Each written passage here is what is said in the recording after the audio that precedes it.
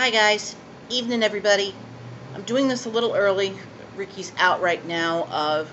Ironically, he had today off, which was a big blessing. But he's out right now getting some much needed tennis time in. Please keep him in prayer right now. I wanted to fill you in on things today. It's been hectic. Kind of bring you up to speed for those that haven't heard. We got this letter. Started a while back. We got a letter stating that from Social Security saying that they were changing the date of Ricky's disability. Then we get this letter Friday that says that they want a certain amount of money back because of it. I'm not thrilled on this because, number one, we did nothing wrong, and two, this is their screw up, not ours. And they want like almost over $2,000 back. And that was money he rightfully deserved. And we had to get a hold of our disability attorney today. And I'll tell you, this weekend it was not fun, to say the least. I don't know how else to describe it, but it was not fun. And I say that because he was just so depressed. And I was trying to explain to him that this isn't his fault. And you know, you ever have moments where you know there's a part of you that knows when you're going through something that it's not because of anything you've done, but Satan is attacking you and making you think it is. That's what Satan's been doing to the both of us. And we've had all we could do, just crying out to the Lord this past weekend. We were sore, just achy so much right now that we couldn't go to church yesterday. We weren't feeling good at all. He did go into work, which was a good thing. And the cool thing is, his boss, who happens to be, I believe, a fellow believer, said he was going to pray for my husband, which it was just a big blessing. It's amazing how in a job like this, he's getting more respect than he ever did in the 30-plus years he was in the tennis industry. Go figure. Please pray for him about that, too, because he's just really feeling so turned off about teaching. We talked about it today, and he's not going to give up doing private lessons, but it's going to be on his terms. Just please keep him in prayer right now. Please keep him in prayer.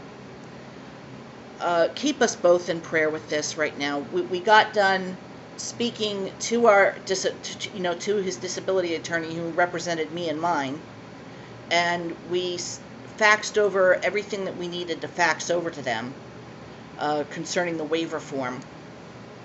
And just please pray on this that they can help us answer and fill in gaps in different areas, and also that they will send this to Social Security and take it from there. But I digress. I figure there's a lot of you that are going through something. Like I said, like I said, are you going through something where I'm telling you, you just feel beyond broken. You just feel shattered, and you feel like the pieces can't be put together. And that's how we kind of felt this weekend. And I knew in my heart we didn't do anything wrong.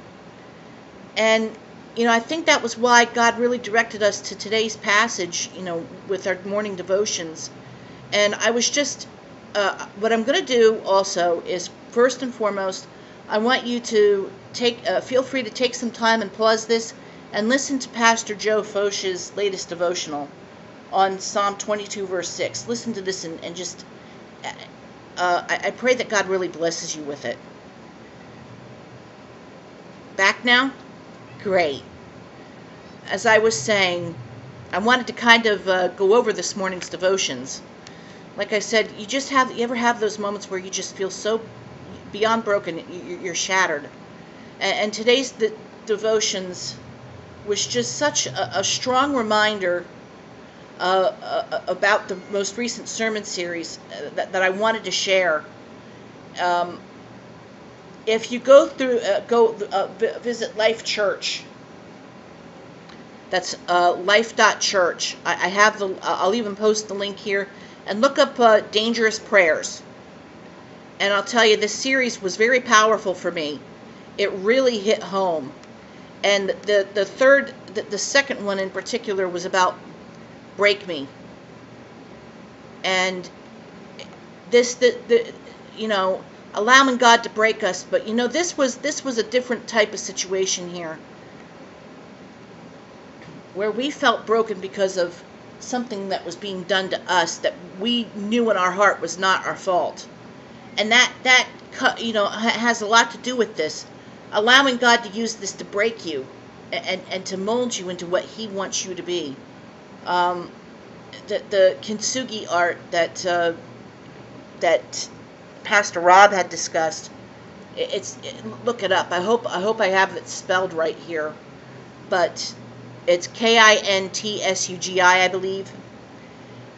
Look it up. The pictures are beautiful. They take broken pieces of ceramics and they put it together, but they infuse it with gold, silver, or platinum, and it turns into something gorgeous.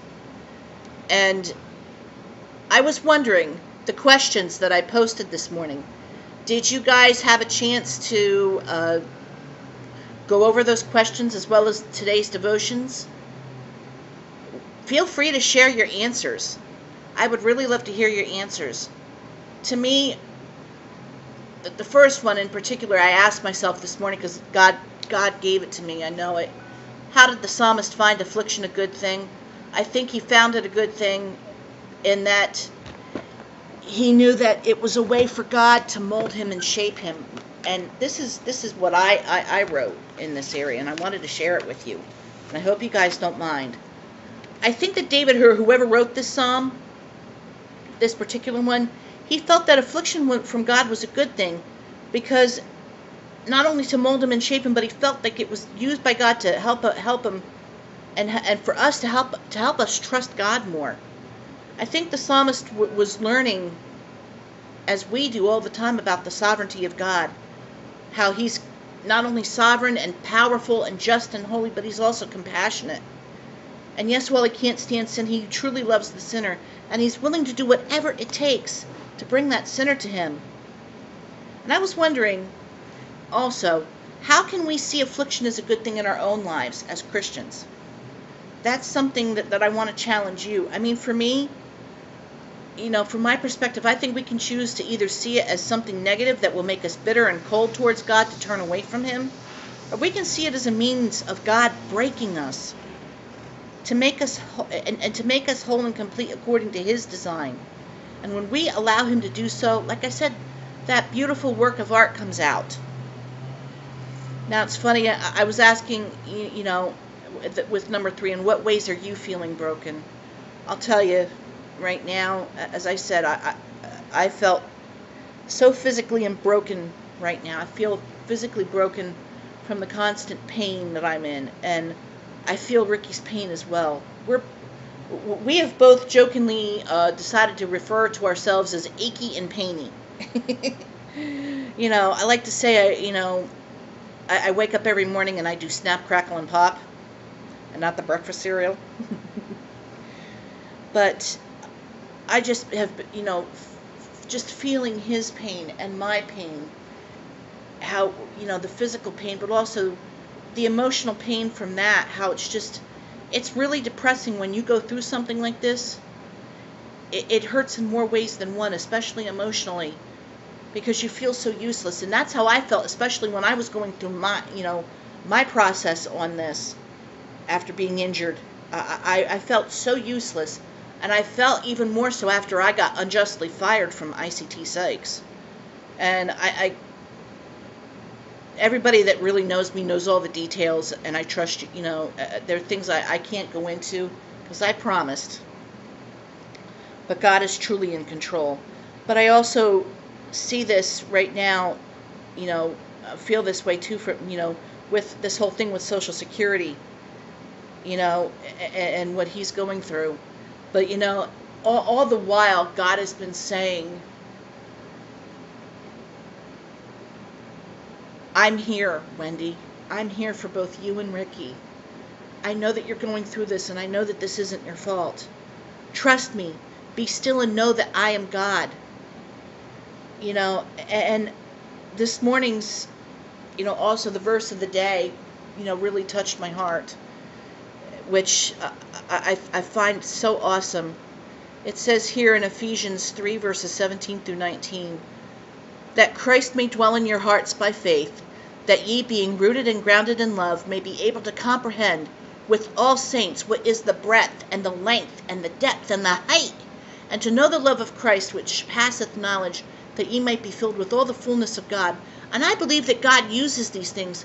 He says in Romans 8:28, and I hate this tired statement, and we all know, how people interpret Romans 8:28, but God really does use everything for our good. What Satan means for evil, God can turn it into good, and will do that if you let him. And that's what I love about these verses. But also what I really truly love is how God can use our brokenness if we're willing to allow him to.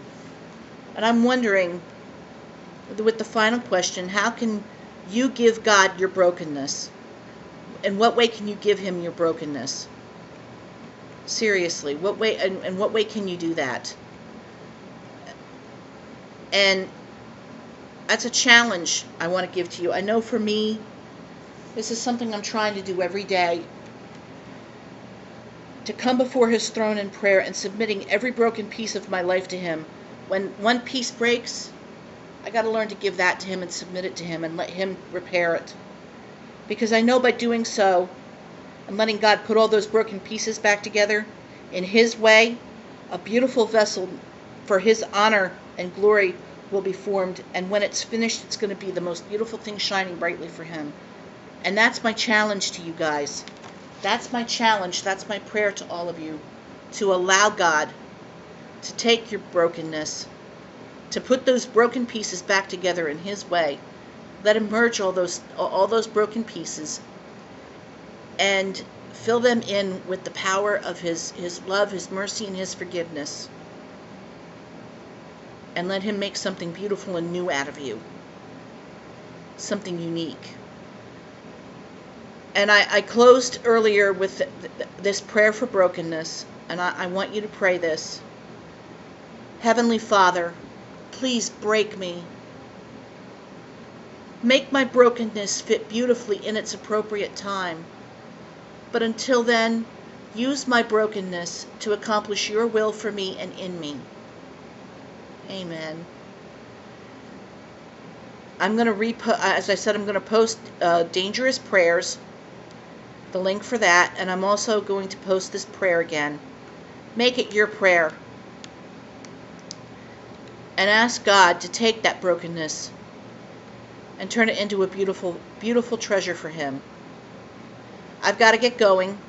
We've got a whole lot to do today, even though it's just Monday. But I wish you all a really awesome rest of the day. And know that God really, truly cares about what has you so broken. God cares about whatever you're going through. That he's there for you, even when you think nobody is. He truly is. He really is. And he'll never leave you or forsake you. Bye for now.